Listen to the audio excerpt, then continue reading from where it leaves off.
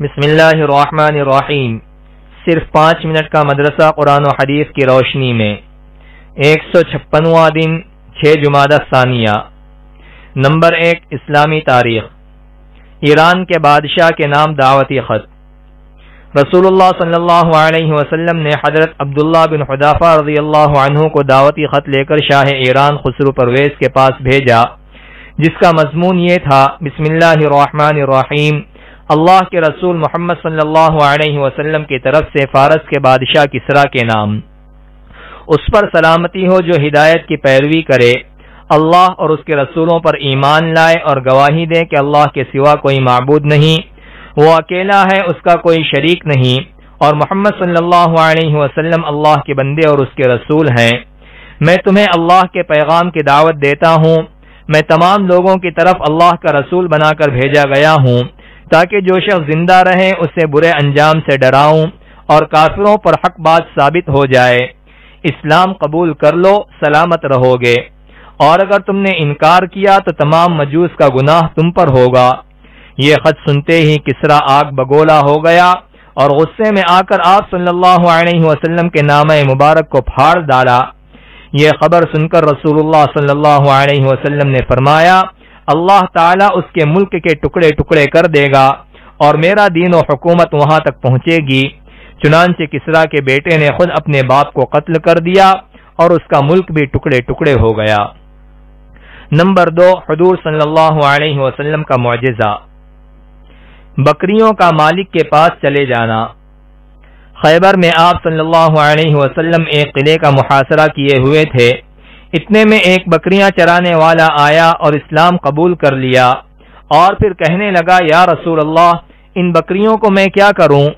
آپ صلی اللہ علیہ وسلم نے فرمایا: تم ان کے منہ پر کنکریاں مار دو، اللہ تمہاری امانت ادا کر دے گا اور ان سب بکریوں کو اپنے اپنے گھر پہنچا دے گا۔ چنانچہ اس شخص نے ایسا ہی کیا تو وہ سب بکریاں اپنے اپنے گھر پہنچ گئیں۔ نمبر 3 ایک فرض کے بارے میں، تکبیر تحریمہ۔ رسول اللہ صلی اللہ علیہ وسلم نے فرمایا: نماز کی کنجی وضو ہے، اس کا تحریمہ تکبیر ہے، اور نماز کو ختم کرنے والا تسلیم ہے۔ فائدہ: نماز شروع کرتے وقت جو تکبیر کہی جاتی ہے اس کو تکبیر تحریمہ کہتے ہیں۔ نماز کے شروع میں تکبیر تحریمہ کہنا فرض ہے۔ نمبر 4 ایک سنت کے بارے میں، میت کے رشتہ داروں کو تسلی دینا۔ رسول اللہ صلی اللہ علیہ وسلم کے ایک نواسے کی وفات کا وقت قریب تھا تو آپ کی صاحبزادی نے آپ کو بلا بھیجا۔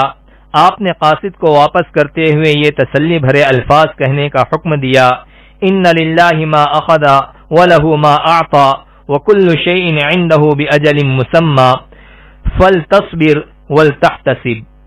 ترجمہ: جو کچھ اللہ نے لے لیا وہ اسی کا تھا، اور جو دیا ہے وہ بھی اللہ ہی کا ہے، اور ہر چیز اللہ تعالی کے نزدیک ایک مدت مقررہ تک کے لیے ہے۔ تم صبر کرو اور ثواب کی امید رکھو۔ نمبر 5 ایک اہم عمل کی فضیلت، کلمہ توحید پڑھنے کا ثواب۔ رسول اللہ صلی اللہ علیہ وسلم نے فرمایا: جو بھی بندہ کسی وقت بھی دن میں یا رات میں لا الہ الا اللہ کہتا ہے تو اس کے نام اعمال سے برائیاں مٹا دی جاتی ہیں اور ان کی جگہ نیکیاں لکھ دی جاتی ہیں۔ نمبر 6 ایک گناہ کے بارے میں، دین کو جھٹلانا۔ قرآن میں اللہ تعالیٰ فرماتا ہے: میں نے تم کو ایک بھڑکتی ہوئی آگ سے ڈرا دیا ہے، اس میں وہی بدبخت داخل ہوگا جس نے دین کو جھٹلایا اور اس سے منہ موڑا۔ نمبر 7 دنیا کے بارے میں، نافرمانی اور بغاوت کا وبال۔ قرآن میں اللہ تعالیٰ فرماتا ہے: اے لوگو، تمہاری نافرمانی اور بغاوت کا وبال تم ہی پر پڑنے والا ہے۔ دنیا کی زندگی کے سامان سے تھوڑا فائدہ اٹھا لو، پھر تم کو ہماری طرف واپس آنا ہے تو ہم ان سب کاموں کی حقیقت سے تم کو آگاہ کر دیں گے جو تم کیا کرتے تھے۔ نمبر 8 آخرت کے بارے میں، جنت کا بازار۔ رسول اللہ صلی اللہ علیہ وسلم نے فرمایا: جنت میں ایک بازار ہے جس میں خرید و فروخت نہیں ہے، اس میں صرف مرد اور عورتوں کی صورتیں ہیں، ان کو دیکھ کر جب آدمی کسی شکل کی تمنا کرے گا کہ میں بھی اس جیسا ہوتا تو اس کی شکل ویسی ہی ہو جائے گی۔ نمبر 9، طب نبوی سے علاج۔ زکام کا فوری علاج نہ کیا جائے۔